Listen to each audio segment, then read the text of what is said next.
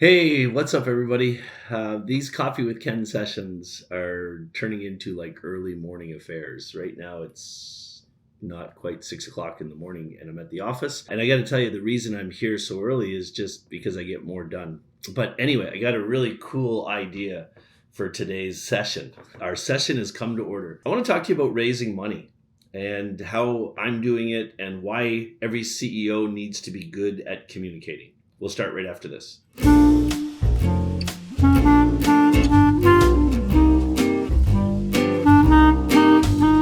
Okay, welcome back to this episode of Coffee with Ken.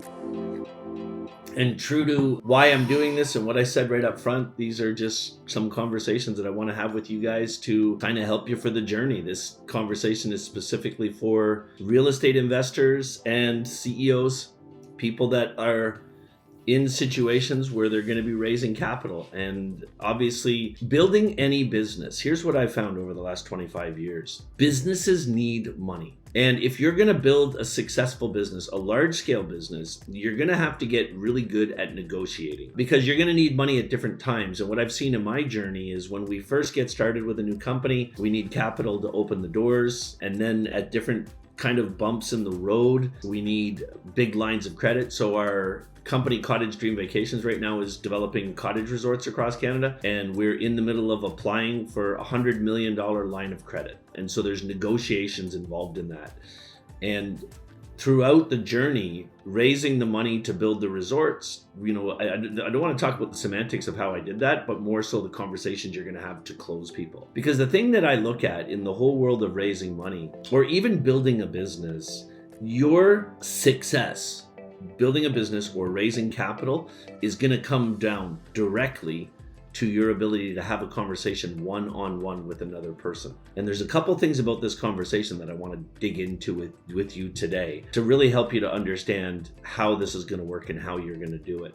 So in the world of capital raising, whether you're looking for a line of credit for your business, or you're looking for direct investors to become your business partners, or you're looking for loans, you can deploy whatever marketing strategy you want to do that, whether they're online strategies or very simple strategies. But all of those strategies are just lead generation. So here's what I know. In Canada specifically, and in America, obviously, it's 10 times this size. But in Canada, there's over $1 trillion in private money in the market right now that you have access to if you know how to get it. In America, there's tens of trillions of dollars in the market that you have access to if you know how to get it. The caveat is you have to know how to generate the leads, right?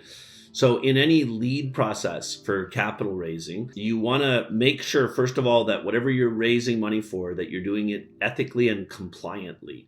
So on both sides of the border, in Canada, we have provincially regulated securities agencies. These are quasi-judicial government agencies that are at the provincial level that dictate the rules for raising capital in the country. And for a lot of businesses, they're basically the watchdog that makes sure you do things the right way. And now in our country, it's a little weird because we're obviously 1/10 the size of the United States. So in Canada, we have these provincial bodies. In Ontario, where I live, it's the Ontario Securities Exchange Commission. In Alberta, it's the Alberta Securities Exchange Commission. In Vancouver or Victoria, British Columbia, it's a different name, but it's essentially the British Columbia Securities Exchange Commission. And they all do different things. So in British Columbia, the securities agency has basically taken over a whole bunch of things. The whole real estate space is now regulated by the same agency. So they're being very aggressive out there with realtors and selling houses and everything else. In Ontario, it's an amazing agency, and I've had some communications with them lately, or trying to convince them to get involved in training with us, but they're more of a reactive agency where they take complaints for the public and they'll do some investigations, but it's not the best system that they have set up because anybody can complain, and a lot of times complaints are frivolous, and so they have to take the time to go through that. But they're doing the best they can. It's incumbent on us, on you and me, to make sure that we're raising money legally and ethically. And I'll give you a couple of examples. When you're borrowing a couple $100,000 from somebody to do a flip or a real estate deal of some sort, as long as you have your lawyer involved and they're registered with the Ontario Bar, and then the person you're borrowing the money from has their lawyer involved, you can borrow money from people. And don't worry if you get some know-it-all that tells you that you're doing it wrong. As long as you have your lawyer involved working with their lawyer, you can borrow money, whether it's privately or registered against real estate. There's no problem doing that. So don't listen to all the freaking self-proclaimed prophets that will tell you, oh, this shenanigans. If you're just borrowing a bit of money and you've got your lawyers involved, you're good. If you're borrowing larger amounts of money, listen, I'm saying that very carefully. We just bought a gold mine and we're borrowing $2.5 million from 20 of my friends to acquire the gold mine, get more equipment out there, and to get the business up and running. And in that deal, I created a structure with my lawyer where I'm borrowing the money for 2 years at 12% interest, but I'm including a royalty agreement in that, so that anybody that lends me money, they'll also make about $176,000 in royalties off the production of the gold mine. And I've even put in the contract that they can ask to receive their royalties in gold if they want. So you can get really complicated with the lending strategies that you want to use. But as long as you have your lawyers, as long as they're loans and they're small amounts of money, you can have your lawyers involved. Where you have to be very careful is if you get into the equity raising side of things or larger amounts of money. This is where the regulators pay very close attention and you have to follow the rules. So in an equity raise, that means you're selling a part of your company, very, very specific who you're allowed to raise. So first and foremost, in any case where you're raising money by selling a part of your company, you have to have what's called a term sheet. Now, a term sheet is an incredibly detailed legal document created by securities lawyers or your real estate lawyer, as long as they know what they're doing. And that term sheet has to be created before you start raising money, and you have to keep it on file. You can, if you want to, register that term sheet with the Ontario Securities Exchange Commission, but you don't have to. As long as you're using the money or you're raising money in specific categories. So essentially, when you're raising money of that magnitude, people that can give you money are lumped into different buckets. One's called accredited investors. And accredited investors are basically people that fit into one of two criteria. They either make at least $200,000 a year in income, or they have $1 million in assets. Then there's a lower caveat, and I believe I always get messed up with this. I think it's called qualified investors. It'll come to me. It's not qualified, but essentially they're harder to get to. So if you build a term sheet, you're allowed to talk to accredited investors. You have to prove, the onus is on you to prove that those people are accredited investors. And then there's an exemption or an exemption from the rules. That says you can also sell stock in your company to people that you have an established relationship with that fit into one of three buckets. They either have to be friends, direct bloodline family, or business associates. And that says this very, very clearly in the regulations. And it's up to you to decide if they are accredited or not. You have to prove it. So anytime I'm raising capital that way and I have a term sheet and I'm talking to any of those people, I record every one of the videos and I have all those recordings in a vault, because I do go to extensive avenues. If I don't have a really strong personal relationship with them, I want to make sure they're all accredited investors, and I go through that with everybody. So that like, it can be really complicated. And so if you're just getting started in real estate investing, then join some type of coaching program. Join a coaching program where they have a strong focus on teaching you the rules or helping you get connected with understandings of what the rules are so that you can follow them. Because if you don't follow them and you get up into a situation where you collect a whole bunch of money from people and you lose that money or it's just not going well, they'll start complaining against you and you'll end up in front of the regulators, and you just don't want that. Now, having said all of that, that's not what I even wanted to talk to you about today. What I want to talk to you about is, let's say you're following the rules, everything is kosher, you're doing things exactly the right way. At the end of the day, all the outward marketing you're going to do or telling people about it, it's all going to generate leads. Now, what's a lead in this case? A lead is somebody who's interested in lending you money and you have to talk to them. So what I do every time that I'm raising any type of money, I create a funnel. And what a funnel is just a process where I can put the information in front of the people that are interested in lending me money so that they can decide before they even talk to me if it's worth talking to me, if the deal is something that they want. I put together something called a lender's package. In it, there's a business plan, there's a copy of the term sheet, there's supporting documents like appraisals and budgets for renovations and uptick, whatever it is that's relevant to it. What I'm trying to do is put every bit of information I have in that lender's package to fully disclose it in advance. And hopefully the people that are considering lending will get most of their questions answered before they even talk to me. But if you're going to succeed raising any money, it's all going to come down to the way you communicate with people. You have to develop the character and the communications abilities that you can impress the people you're lending to, because I want you to understand this clearly. Nobody's going to lend you money unless they know you, they like you, and they trust you. I know you've heard that in the sales thing. Nobody's going to buy from you unless they know you and like you and trust you. But that same situation is important when you're raising money too, when you're borrowing money, when you're talking to somebody. Everything is going to come to you talking directly to a lender, a person, the person that's going to lend you the money. That's what I really need to get to talk to you about. I spent 15 years in investigative policing, and for 7 of those years I was a police interrogator, and I did 17 official major interrogations. And in those interrogations, I learned the art of closing the deal, if you can imagine, probably in the most complicated way possible. An average interrogation would take me 24 hours of talking to somebody. And whenever I was talking to somebody, they'd been arrested. They'd been told they were arrested for murder or manslaughter, whatever they were. They'd talk to a lawyer who said, don't talk to me. And I would have to break them down and get them to confess. And I did that successfully 16 out of 17 times. And in that experience, I learned very specific skills that have allowed me to master the art of communication, talking with other people. And because of that, I've been able to raise tens of millions of dollars. And we just launched the Dunn Investments Mutual Fund that's going to allow us to do even more and help millions of people in Canada with their retirements. I'm just so excited about that. But anyway, let me stay on point here. I want to really just spend a couple of minutes and talk to you about what you say and how you say the things you do in that one-on-one conversation that's going to lead to the person who wants to lend you money saying yes and actually giving you the money. And I guess one of the biggest reasons I'm doing this video right now is I run a couple programs in my real estate training company. One is actually called the Investors Growth Syndicate. It's a major mastermind program where real estate investors from all over Canada are joining it. And I'm teaching them how to raise money. And this is a conversation I'm creating in a video I'm putting out so that every single person that ever joins the Investors Growth Syndicate understands that what exactly they should do in a conversation that's going to lead most often to people giving them money. We have another program called Earn Profits Flipping that I launched with a couple coaches, friends of mine, and we're teaching people how to flip properties. And in both of those programs, one of the benefits of joining is I give all those people access to a list of lenders.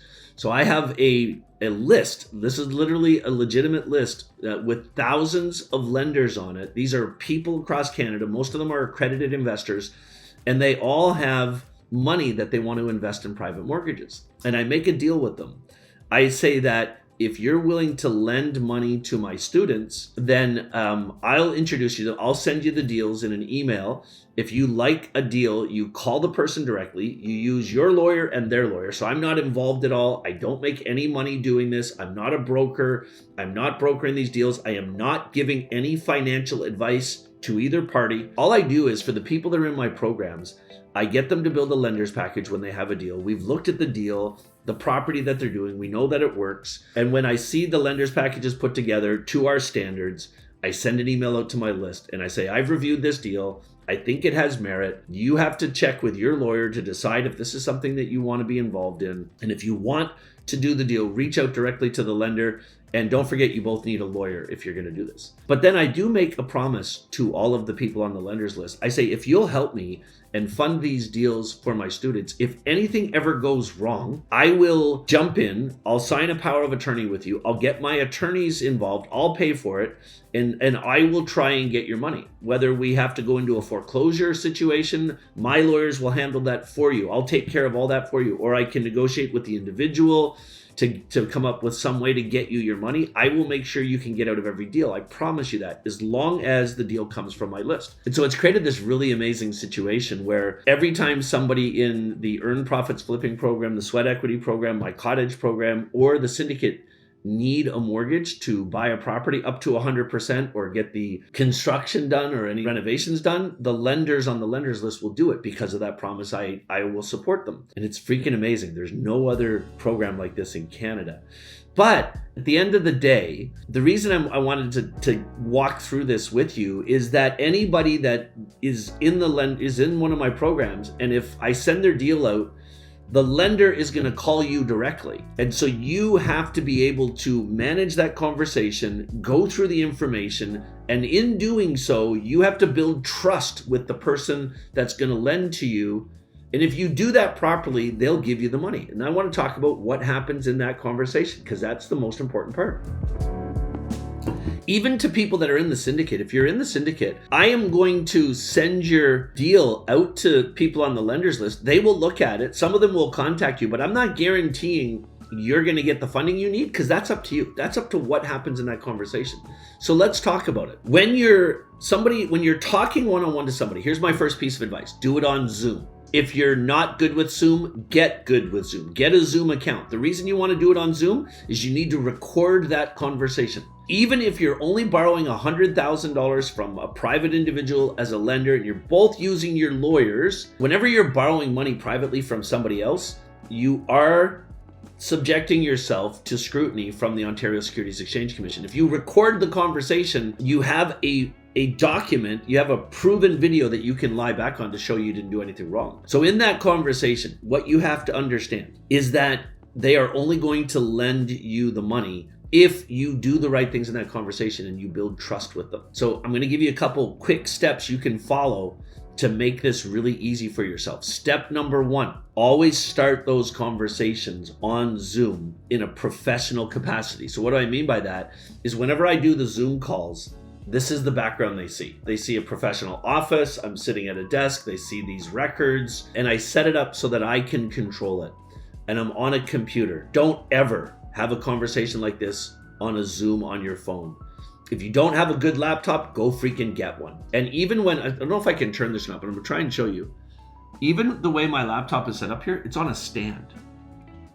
So the camera is at my eye level. So whenever I'm talking to somebody, I'm looking them right in the eyes. And you have to understand that having a conversation with somebody, if I'm looking at the lens, so I'm looking at the picture of you right now. If I'm looking, I think I'm looking at you because I'm looking at the picture. I'm not.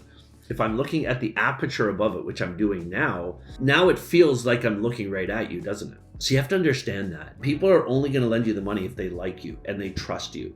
So number 1, you have to have a good deal. You have to have a good lender's package. You have to get all the information together about the money you're wanting to raise and do it in a professional capacity, but not just throw a bunch of documents in a folder. Make sure the documents are easy to read and they're in simple English, so when people are reading them, they understand them. Number 2, you've got to meet them in a very, very professional situation. Either do it on a Zoom call. I like Zoom because I can record them all. It's a protectionary measure. If you meet them in person, then be very accurate in what you're doing. Make eye contact with them. Start by having some type of open conversation that just sets the tone. So, and start off by saying, "Hi, John, I'm Ken. I really appreciate you meeting with me today, and I really appreciate your interest in my project. How's your day going?" And I'll ask them that. I'll say, "How's your day going?" And if they give me some info, "Oh, it's been really busy, almost didn't get here." "Oh yeah, what's happening? What do you do?" I start asking them questions right away because I know that I've learned in my time in interrogation, everything I've ever done, that the secret to getting people to lend me money is getting them to like me. And if you really want somebody to like you, then you have to understand you've got to ask them questions that are going to get them talking about something that they enjoy talking about. Luckily for you, there is one thing that every single person in the world enjoys talking about, more importantly and more than any other thing, and you know what it is already. Yep, it's them, me. I love talking about me, you love talking about you. So when I start that conversation, I always start off by asking them how they're doing today. If that starts the conversation, then I'll run with it. If not, I'll ask them what they do, and I'll start learning about their jobs, and I'll ask them more questions about it. And what I'm trying to do is I'm just trying to get them into a conversation that will lower their skepticism a little bit and give them a chance to really get to know me and also make them feel good about it. So I'll typically have that conversation for 3 or 4 minutes and just, enjoy it. I'll smile, make sure you smile, make sure you talk slow, make sure you do everything you can, sip on a coffee, whatever you need to do to get them interested in talking to you. Eventually, doing that, you're going to get to the point where you can feel that the conversation's going well. And I'll wait till the first time they pause when I feel it's going well. And then I'll say to them, well, listen, let's talk about the deal. Did you get a chance to look at the lender's package? Do you have any questions for me? You see what I'm doing? All the way through the conversation, I'm controlling the conversation. But at the same time, because of the way I talk, because of my setup, my surroundings, and my ability to communicate, at a subconscious level, I'm already getting them to believe in me. I'm making them feel good about it. Then they look through the package, and because my package is built properly and has all the questions answered, they're going to have a couple questions that they're going to ask about that, and we're going to start having a conversation around those things. The whole time, I'm going to make sure that I communicate clearly, that I avoid foul language or anything, because I don't know the person. And believe me, I like to cuss. And so sometimes I have to be really, really careful, especially when I'm meeting somebody new, because they might not like cussing and that could screw the whole thing up. Now, there's going to be some people that say, well, I'm not going to change who I am. Well, that's fine. You just won't get the money. You have to be really good at negotiating, and negotiating does use some NLP tactics, neuro-linguistic programming, and the main NLP tactic that you're going to use is a strategy called mimicking. Mimicking means you talk the way they do. Your posture should be a reflection of their posture, and you look like them, or you feel like them, you sound like them. So you're going to do that intentionally just to break down the barriers, to build trust. You're going to get them to start asking questions about the deal, and you want to make sure you practice. Anytime you're raising any type of money and you're in these one-on-one closing conversations, it should never be the first time you did it. You should practice these conversations dozens of times before you do it in a live environment. And what I actually get people to do in the syndicate is I will sometimes ask people to do a couple practice runs with other members of the syndicate where they ask questions and they build trust and they get feedback from them. It's unbelievable what a difference that makes. So you're going to start asking these questions. They're going to be reviewing to the package, and then you're going to find a point in the conversation where they've answered all the questions and they are waiting for you to ask for the order, to ask for the money. What I'll do is I'll ask them questions. I'll let that run for 10 or 15 minutes. They'll ask me questions. We'll have conversations about it. I'll point out the benefits. Like if I'm doing a flip of, the property's going to be easy to sell for these reasons, because I'm going to find a place that is close to schools and all these things. I'm going to have all my ducks in a row. I'm going to have the answers to all the questions. But then I'm going to get to a point where they're ready. All the questions are answered, and you can feel this pregnant pause, and that's where you ask for the order. You ask for the money. And I'll just say to them really clearly, hey, listen, thanks for all the questions. I need to ask you, are you ready to lend me the money? Are you interested in lending me the money?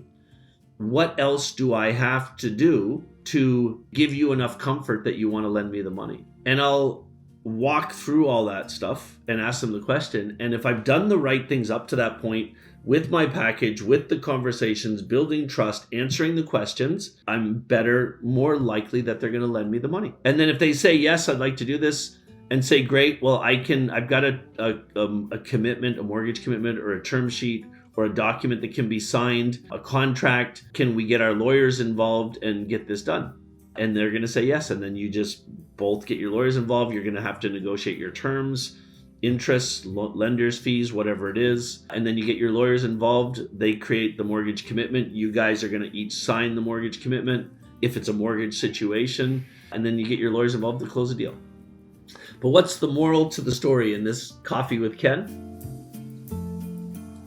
Understand that anything that you're doing, whether you're using my lenders list or you've arranged a time to talk about money that you're looking for a project or a loan or a mortgage or anything, it's always going to come down to a one-on-one conversation that you're going to have with the decision maker. The more prepared you are, the more articulate you are, the more ready your package is in all those situations. If you have alignment in all those situations, you're going to lessen the likelihood of an objection and increase your chances of getting the money. Hey, like always, if you like these Coffee with Ken chats, then definitely go into the comments. If you have any questions about anything I talked about today, ask the questions in the comments. I will personally answer every single question. If you want to say hi, just say hi in the comments. If you like this, please share it with people. If you think there's somebody you know that could benefit from it, and definitely subscribe to the channel. I'd love to keep doing this stuff with you. Have a great day.